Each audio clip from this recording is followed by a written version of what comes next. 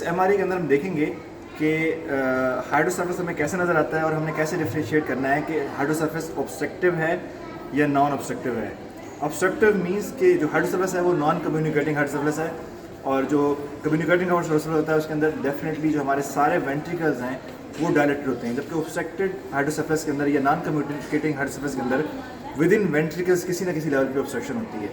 तो अगर आप फोकस करें यहाँ पे इस इमेज के अंदर, सबसे पहले आपने आइडेंटिफाई करना है कि ये स्कैन कौन सा है। मैंने पहले बताया हुआ आपको कि जिस स्कैन के अंदर आपको एक बारीक सी बाहर लाइन वाइट लाइन नज़र आ रहा है, बिल्कुल बारीक सी वाइट लाइन नज़र आए और अंदर आपको अच्छा ग्रे वाइट मटेरियल नज़र आए, तो ये होता है हमारा एमआरआई। इसमें अगर आप देखें तो आपको एक बिल्कुल ब्रीक सी वाइट लाइन नज़र आ रही है। सीटी स्कैन में देखेंगे आप तो वहाँ पे एक बड़ी थिक लाइन नज़र आती है जो बोन की होती है। यहाँ पे जो ब्रीक सी वाइट लाइन नज़र आ रही है बेसिकली ये है फैट की लेयर, जो कि एमआरआई के अंदर आपको वाइट नज़र आती है। फर्स्ट स्टेप आपने आइडेंटिफाई किया कि ये एमआरआई है। सेकंड आपने देखना है कि किस पार्ट का है। एमआरआई ये ब्रेन का है, डेफिनेटली आपको ब्रेन ही नज़र आ रहा है। थर्ड आपने देखना है कि सीक्वेंसेस कौन से हैं। तो अगर हम इसके सेक्शंस देखें तो ये हमारे एक्सियल सेक्शंस हैं, यानी ब्रेन को उन्होंने हाफ में काटा हुआ है। ये फर्स्ट जो 3 सेक्शंस हैं ये एक्सियल सेक्शंस हैं। उसके बाद अगर हम नेक्स्ट सेक्शंस की बात करें, जो ये हमारे नेक्स्ट 3 सेक्शंस हैं ये कॉर्नल सेक्शंस हैं कि ब्रेन को इन्होंने फ्रंट और बैक करके मिड में काटा हुआ है। और लास्ट 3 सेक्शंस की बात करें तो इन्होंने ब्रेन को मिड में काटा हुआ है, तो ये सैजिटल सेक्शंस हैं। MRI brain, the first one is axial section, second is the corner section and third one is the sagittal section. Next आपने देखना है कि ये जो MRI है क्या ये T1 है, T2 है, फ्लेयर सीक्वेंस है, अगर T1 है विद कंट्रास्ट है या विदाउट कंट्रास्ट है। आपने इसको आइडेंटिफाई करना है। तो अगर आप देखें यहाँ पे तो ये जो MRI है, जैसे मैंने पहले बताया था कि T1 के अंदर आपका CSF ब्लैक, 2 सीक्वेंस MRI के हैं जिसके अंदर CSF ब्लैक होता है। एक T1 है और दूसरा आपका फ्लेयर सीक्वेंस है। T1 और फ्लेयर का डिफरेंस ये होता है कि T1 के अंदर grey matter is grey and white is white, तो T1 मोस्ट सिंपल स्कैन होता है, जबकि फ्लेयर के अंदर ये उल्टा हो जाता है, ग्रे और वाइट की अपोजिट डिफरेंशिएशन होती जाती है। इसमें अगर आप देखें तो तमाम सीक्वेंसेस के अंदर आपको CSF ब्लैक नज़र आ रहा है। इसका मतलब इधर ये T1 होगा या फिर फ्लेयर होगा। नेक्स्ट आप देखेंगे एनाटॉमी को कि ग्रे और वाइट मैटर कैसे नज़र आ रहे हैं। तो इसमें ग्रे जो है, क्योंकि पेशेंट का हाइड्रोसर्फेस बहुत ज़्यादा है तो इसलिए आपको क्लियर कट एनाटॉमी नज़र नहीं आ रही, उस तरह अच्छी प्यारी एनाटॉमी नज़र नहीं आ रही कि हम ग्रे और वाइट को डिफरेंशिएट करें। लेकिन फिर भी आप डिफरेंशिएट कर सकते हैं कि इसका जो ग्रे मैटर है वो ग्रेश है और वाइट थोड़ा सा, ये जो एरियाज़ हैं आपको ज़्यादा वाइट नज़र आ रहे हैं as compare to this areas के। Grey is grey and white is white. Basically हमारे T1 सेक्शंस हैं।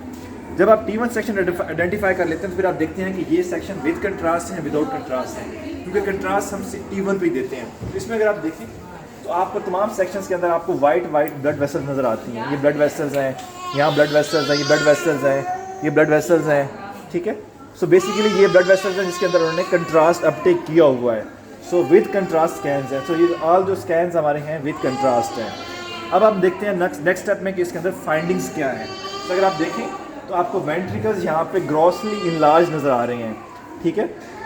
आपको वेंट्रिकल्स इनलार्ज तमाम सेक्शन में नज़र आ रहे हैं। जब वेंट्रिकल्स इनलार्ज नज़र आ रहे हैं तो इसका मतलब कोई ना कोई हाइड्रोसेफलस है। जब हाइड्रोसेफलस है तो हमने देखना है कि हाइड्रोसेफलस किस टाइप का है, क्या ये कम्युनिकेटिंग है या नॉन कम्युनिकेटिंग है, और हमने आइडेंटिफाई करना है इसका काज क्या है। क्या इसका काज कोई ट्यूमर है, क्या इसका काज कोई मेनिंजाइटिस है, क्या इसका काज TBM है, क्या इसका काज कोई आर्गन कैरी मेलफॉर्मेशन है, तो हमने ये भी आइडेंटिफाई करना है। फर्स्ट हमने आइडेंटिफाई कर लिया कि पेशेंट को हाइड्रोसेफलस डेफिनेटली है, इसके लेटरल हॉर्न्स वेंट्रिकल्स आपके इनलार्ज हैं। नेक्स्ट हम देखते हैं कि क्या ये कम्युनिकेटिंग है या नॉन कम्युनिकेटिंग है। अगर आप फोकस करें यहाँ पे तो आप इसके जो है एक्सियल सेक्शंस देख लेते हैं। एक्सियल सेक्शन में अगर आप देखें तो अगर यहाँ से स्टार्ट करें तो हाई पैराइटल एरियाज़ के अंदर आप यहाँ से चलेंगे, पीछे नीचे आ रहे हैं तो इस एरिया में जाके आपके वेंट्रिकल्स आना शुरू हो गए हैं। आपके ये जो लेटरल हॉर्न, जो लेटरल वेंट्रिकल्स के आपके जो हॉर्न्स हैं, मेन हॉर्न्स हैं, वो आपके इनलार्ज्ड हैं, ये इनलार्ज्ड हैं, ये इनलार्ज्ड हैं, ये इनलार्ज्ड हैं, ठीक है। आपके फ्रंटल हॉर्न्स आ रहे हैं यहाँ पे और ऑक्सीपिटल हॉर्न्स आ रहे हैं। इस सेक्शन में आपका थर्ड वेंट्रिकल भी आना शुरू हो गया है, ठीक है। आपके लेटरल वेंट्रिकल भी इनलार्ज है, आपका थर्ड वेंट्रिकल यहाँ पे आना शुरू हो गया है। ये भी थर्ड वेंट्रिकल का एरिया है जो दरमियान में आपको नज़र आ रहा है। ये भी इनलार्ज्ड है आपका। यहाँ भी ये ऑक्सीपिटल हॉर्न, इसके टेम्पोरल हॉर्न्स हैं और ये थर्ड वेंट्रिकल है, ये भी इनलार्ज हैं। यहाँ पे अगर आप देखें तो फोर्थ वेंट्रिकल जो एरिया है, ये वाला एरिया, ये उस तरह का इनलार्ज नहीं है। फोर्थ वेंट्रिकल आपका इनलार्ज नहीं है। इनलार्जमेंट बेसिकली लेटरल वेंट्रिकल्स की और थर्ड वेंट्रिकल्स की है, जबकि फोर्थ वेंट्रिकल आपका उस तरह का इनलार्ज नहीं है, उतना ज़्यादा इनलार्ज नहीं है। बेसिकली ये टाइप ऑफ ऑब्स्ट्रक्टिव हाइड्रोसेफलस है और ऑब्स्ट्रक्शन का level definitely some aqueduct, cerebral aqueduct के लेवल पे आ रहा है।